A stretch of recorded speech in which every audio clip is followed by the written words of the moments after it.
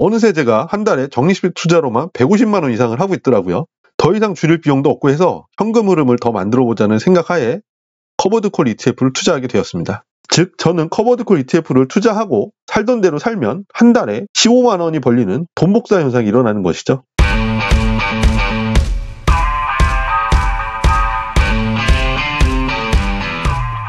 반갑습니다. 은하철입니다. 제가 드디어 커버드콜 ETF에 투자를 시작했습니다.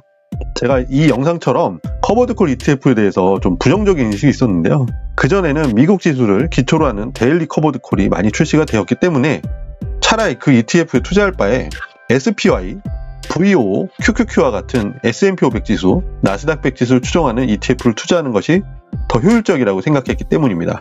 그런데 커버드콜 ETF를 잘만 이용한다면 레버리지 효과를 일으킬 수 있겠더라고요. 저는 코스피 200 지수를 기초로 하는 커버드콜 ETF에 투자를 할 건데요. 미국 지수 ETF만 투자하는 제가 왜 마음이 바뀌었느냐? 예전부터 저는 적은 돈이라도 불필요한 비용을 줄여서 미국의 S&P 500 지수나 나스닥 500 지수를 두세 배 추종하는 ETF에 투자를 하고 있었는데요. 어느새 제가 한 달에 적립식 투자로만 150만원 이상을 하고 있더라고요.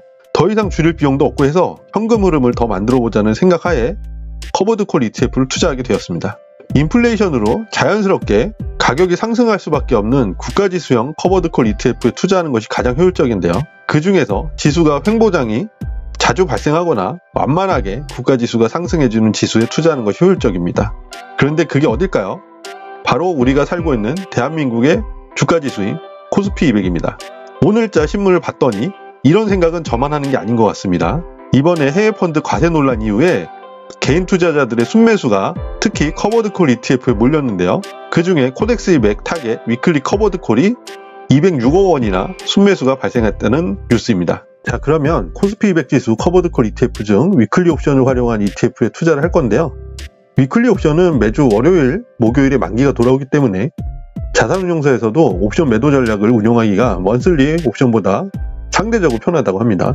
제가 블로그에서 위클리 옵션을 통해서 지수를 예측하는 것을 오랫동안 해왔었는데 항상 자산운용사나 금융투자 같은 기관이 위클리 옵션 매도 전략으로 옵션 수익을 독식하는 것을 오랫동안 봐왔기 때문에 거리낌 없이 위클리 커버드콜 ETF 투자를 결정하게 된 계기도 있습니다.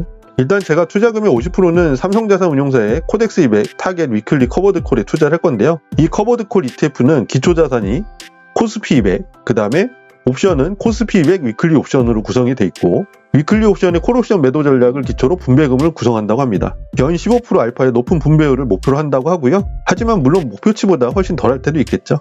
중요한 점은 코스피 200 지수 상승분의 72%를 추종한다고 해요. 그림에서 보다시피 커버드콜 ETF의 장점은 횡보장에서 시장지수보다 우월한 수익을 보인다는 점이에요. 자, 이 그림은 코덱스 200 타겟 위클리 커버드콜의 분배금의 구성을 설명하는 그림인데요. 코스피 평균 배당률 2%와 콜옵션 매도에 따른 13% 알파 수익을 합산하여 분배금을 구성한다는 내용입니다. 지수가 V자로만 급반등만 하지 않는다면 포모 현상 없이 안정적으로 기초지수 상승을 기대하면서 많은 분배금을 받을 수가 있을 겁니다.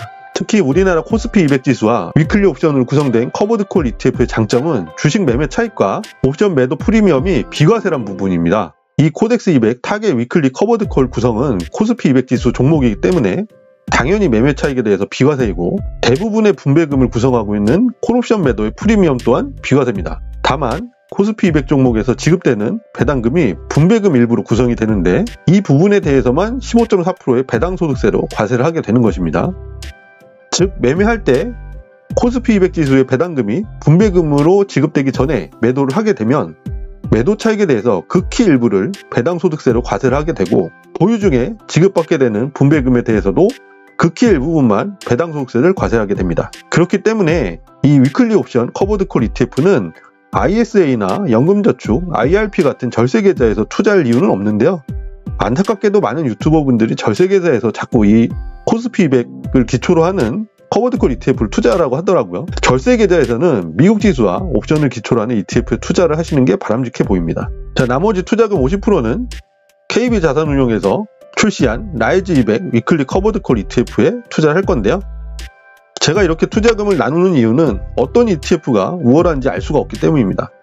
둘 다 상장한 지 기간도 길지도 않고 측정할 방법이 없기 때문에 직접 경험해 볼 수밖에 없어서 이런 결정을 내리게 됐습니다. 이 커버드콜의 투자 설명서를 보면 역시 횡보장에서 유용한 ETF라고 설명이 되어 있습니다. 항상 주식에서 일정 부분의 현금 흐름이 발생해서 생활비로 사용을 원하시는 분들이라면 일부 자금을 커버드콜 ETF로 투자하시는 것도 굉장히 효율적으로 판단이 됩니다. 우리는 그림 가운데처럼 코스피 200, 코스피 200 위클리 옵션 중 콜옵션 매도 전략을 보유한 ETF를 운영할 겁니다. 한 달에 8회 콜옵션 매도를 한다고 하는데요. 위클리 옵션은 아까 설명한 것처럼 월요일, 목요일이 만기 두 가지 유형으로 발행되기 때문입니다. 콜옵션 매도 전략은 그림에서처럼 지수가 크게 오르면 상승이 제한이 됩니다. 즉 횡보장에서 극강의 효율을 보이게 되고 하락장에서는 상대적으로 하락률을 적게 기록할 수 있는 것이죠.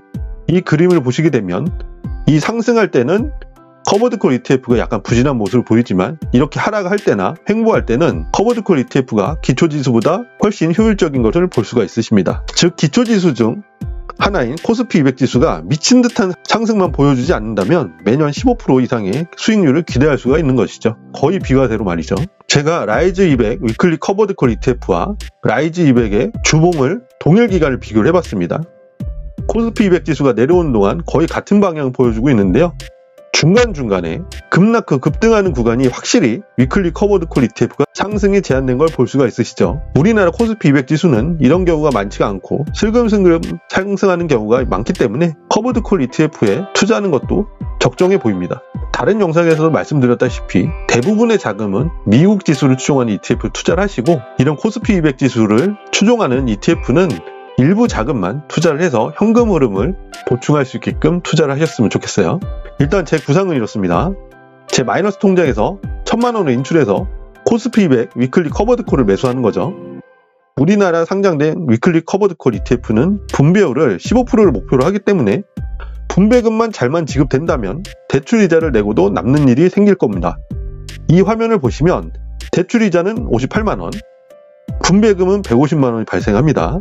즉 1년 동안 제 순마진은 92만원이 되는데요. 이를 한 달로 나누면 76,000원 꼴이 되죠. 만약 한 달 동안 제가 투자를 해보고 분배금이 계획대로만 입금된다면 투자금을 조금씩 늘려보려고 하고 있는데요. 만약에 2천만원을 늘리게 되면 제 한 달의 순마진은 15만원이 생기는 거겠죠. 즉 저는 커버드콜 ETF를 투자하고 살던 대로 살면 한 달에 15만원이 벌리는 돈 복사 현상이 일어나는 것이죠. 물론 계획대로 진행이 잘 될지 안 될지는 제 경험을 통해서 여러분들께 공유를 하도록 하겠습니다. 저는 백테스트를 통해서 추정치만 보여드리는 그런 유튜버가 되기가 싫어서 직접 제가 대출을 발생을 시켜서 투자를 해보도록 하겠습니다. 현금 1000만원을 그냥 투자를 해볼까 했지만 레버리지를 일으킬 때 어떤 효과가 일어나는지 한번 직접 체험을 해보고 싶어서 대출을 일으켜서 한번 사보도록 하겠습니다. 이건 오늘 메리츠증권 슈퍼 365 계좌를 만들어서 1000만원을 이체한 후에 라이즈 200 위클리 커버드콜 ETF와 코덱스 200 타겟 위클리 커버드콜 ETF를 500만원치씩 매수를 하였습니다. 제가 지금 매수를 결정한 이유는 코스피 지수가 주봉상 기술적 지표인 RSI가 30 부근에 있다가 반등한 모습을 보여줬기 때문에 어느 정도 바닥권이라고 판단해서 진입을 한 거고요. 만약에 여러분께서 투자를 하실 때 기술적인 특히 주봉으로 봤을 때 RSI가 60에서 70 이상 구간으로 상승하고 있다. 그러면 어느 정도 단기적인 고점이라고 판단을 하기 때문에 그때는 투자를 좀 자제를 하시는 게 좋을 것 같습니다. 저는 이 계좌에서 코덱스 200 타겟 위클리 커버드콜 ETF를 통해서 매달 15일마다 분배금을 수령할 거고요. 라이즈 200 위클리 커버드콜 ETF를 통해서 매달 말일마다 분배금을 수령해서 그 자금으로 나스닥 100 지수를 2배 추종하는 QLD를 매수를 시작해 볼 겁니다. 기존에 토스증권에서 실시하고 있는 시야 투자 중에 TQQQ를 더 추가 매수할까 했지만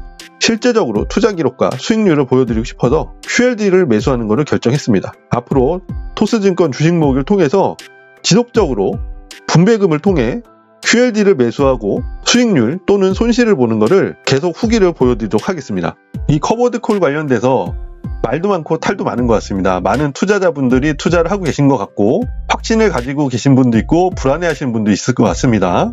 하지만 제가 생각했을 때는 전체 자금이 아니라 일부 자금을 투자를 했을 때 지수가 어느 방향으로 흐르든 안정적으로 현금 흐름을 발생해주는 ETF는 확실한 것 같습니다. 그렇기 때문에 이 ETF를 통해서 미국 지수, 특히 항상 양의 복리 효과가 일어나는 미국 지수를 2배, 3배 추종하는 레버리지 ETF를 산다면 만약에 커버드콜 ETF에 가격이 하락을 한다고 한들 그 하락분을 어느 정도 레버리지 ETF가 상쇄를 해주지 않을까 하는 생각을 해보고요. 그 기록을 여러분과 함께 공유를 해보도록 하겠습니다. 자, 이렇게 제가 돈 복사를 시작하는 영상을 한번 찍어봤고요. 잘 지켜보셨다가 만약에 효과가 있으시면 여러분들도 잘 따라할 수 있는 계기가 됐으면 좋겠습니다. 자, 그럼 항상 성공적인 투자하시길 바라고요. 오늘 영상이 여러분께 도움이 되셨다면 구독과 좋아요, 선한 댓글 부탁드리도록 하겠습니다. 감사합니다.